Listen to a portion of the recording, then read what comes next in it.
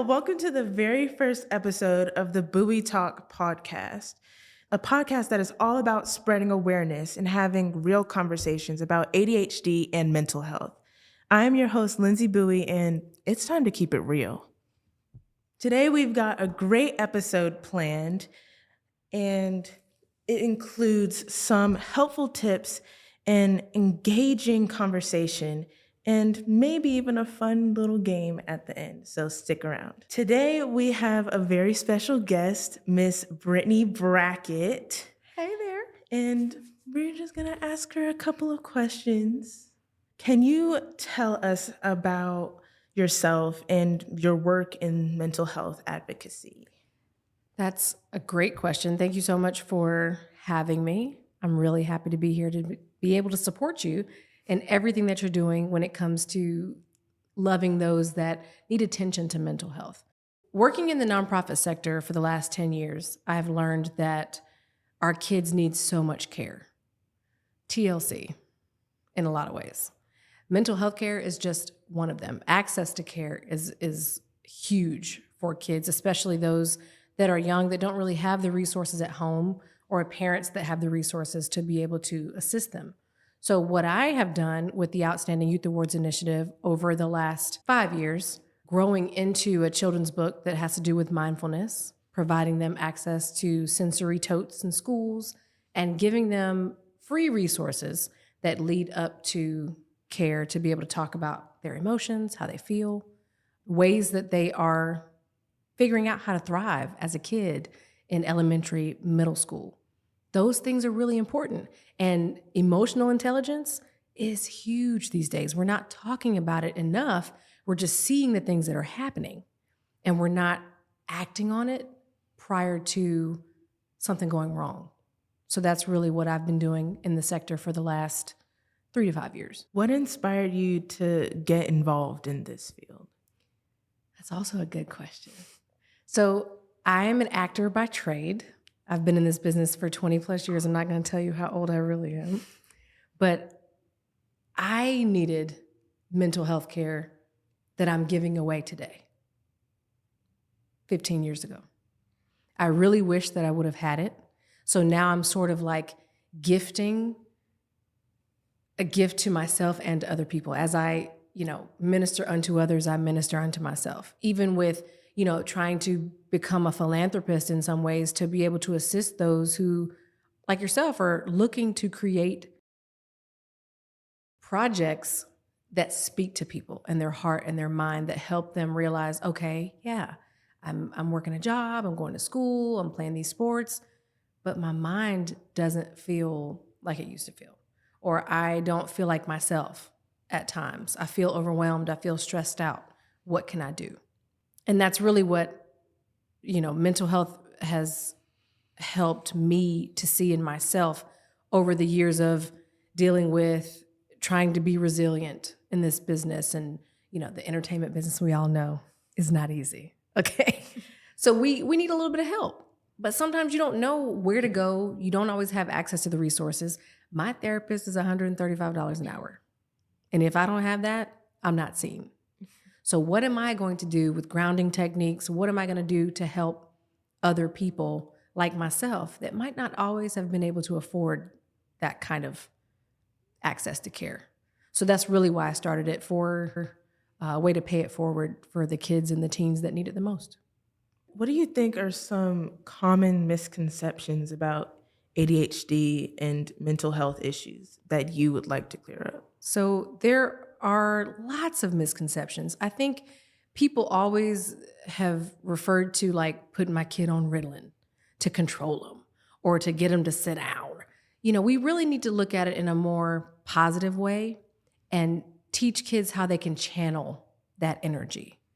Autism is not a disease that is this horrible label to put on a child. It is simply something that a kid has to deal with, just like an adult may have to deal with some other form of disease. It is not the end of the world. There are ways to cope and manage behaviors, being able to work with youth that are dealing with how to stem what that even looks like, how they can calm themselves down with, like I said before, grounding techniques, breathing techniques. We just have to use the tools that are at our disposal.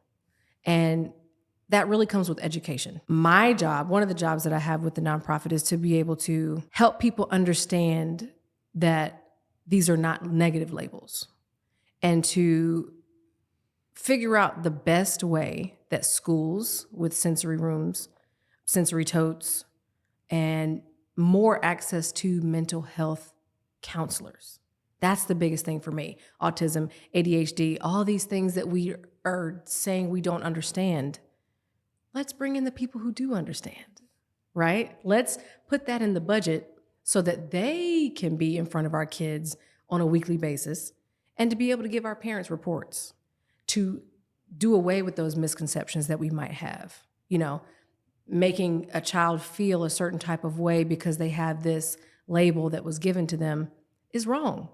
And we've just got to be more open-minded about it so that we can do better. Once we know better, we can do better. What advice do you have for people who may be struggling with their mental health but aren't sure how to ask for the help?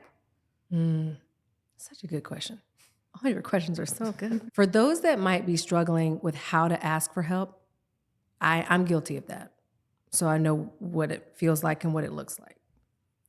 I would say, think about your life a year from now.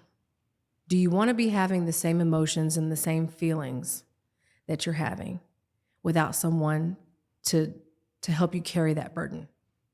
Do you feel like you can dig yourself out of that emotion in a year? Do you see yourself in the same place with that emotion 2 years from now? Like, that's kind of what I had to do.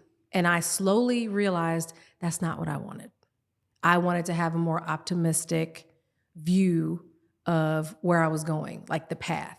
And then I just built a plan around that to challenge myself, really. We get so stuck in how our heart feels about something that we really rarely ever tap into the mind in the same way. And that's part of the reason why people feel so overwhelmed, right? They're thinking sometimes with their body first, if that even makes sense. I know what I mean, but it's, you move sometimes before you really think about how something is going to affect you, the people around you, and how that affects you too. So, there are a lot of different pieces to answer that. We could talk all day. I think I'm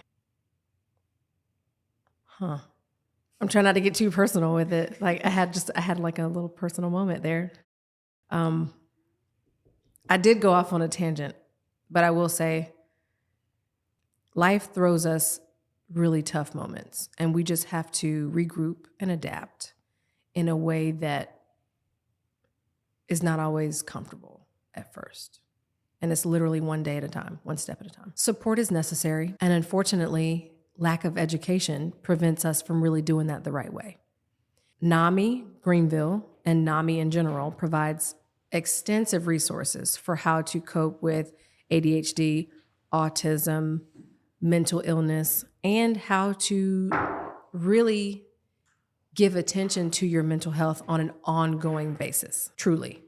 I serve on the board for NAMI Greenville. Proud to say that we have lots of different things that they're doing, not only in the Black community, but also in the brown community, everybody's community. But I say that because Black and brown people are disproportionately coping with issues, or, not coping as well, with a lot of issues having to do with mental health. And it should be our mission to remedy that, where we are able to talk to our kids on a level where we have some training, right? Where we ask them open-ended questions, where we say, as you would just look at a child and say, "How was your day?" What are they gonna say? "Good, fine, it was all right." They're not really gonna give you the answers that you're seeking, that you need to dig a little deeper to find. So I think we're gonna have to put a little bit of pressure on parents and family members to dig deeper for their kids and for their teens to really make it work. Thank you so much for Yes. answering my questions. Of course. And for being here today and for helping me like with this whole entire project. Like it really wouldn't have been the same without you, this entire process. I really do appreciate it. I can't cry on camera. Oh my gosh, Lindsay. It is my pleasure. If I can assist in any way, I am here to do so.